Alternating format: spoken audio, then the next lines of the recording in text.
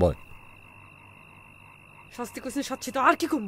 এই বইতে কইছ না হেনে বয়।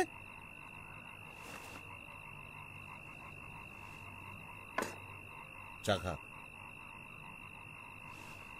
এই এটা চা, চা খা, চা ধর ধর চা।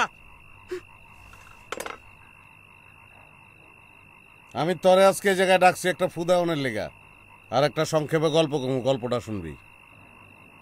আমাকে এদিকে একটা এলাকা আছে বাইলাজুরি নাম, ওখানে একটা স্কুল আছে, স্কুলে একটা মায়া পড়তো, মায়াটার নাম স্বর্ণা। মায়াটার আমি ভালোবাসতাম। 3টা বছর খালি দুজনের দিকে চায়া চায়া কাটাই দিছি।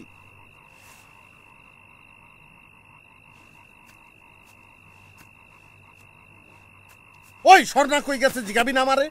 স্বর্ণা কই এটা আমারে জিগাবি না তুই? মরে গেছে গা, আত্মহত্যা করছিল।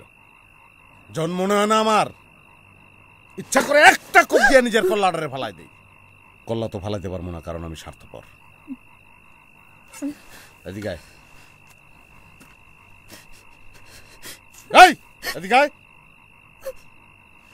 দাও ফালাই দিছি, ডর নাই, এদিকে আয়।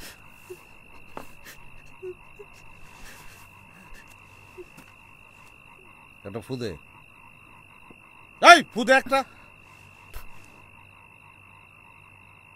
আজকে স্বর্ণার জন্মদিন। প্রত্যেক বছর এই দিনে আমি কুয়াটা মোমবাতি দিয়ে আসা যাই।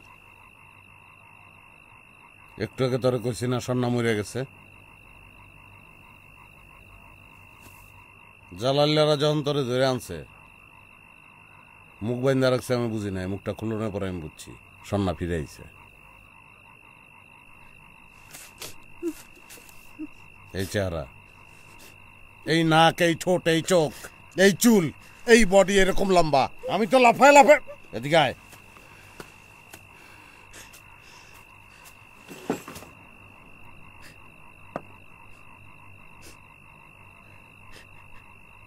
আমার স্বর্ণ মরে নাই রে, আমার স্বর্ণ বাচ্চা আছে। তুই আমার স্বর্ণ ধর, চা ধর।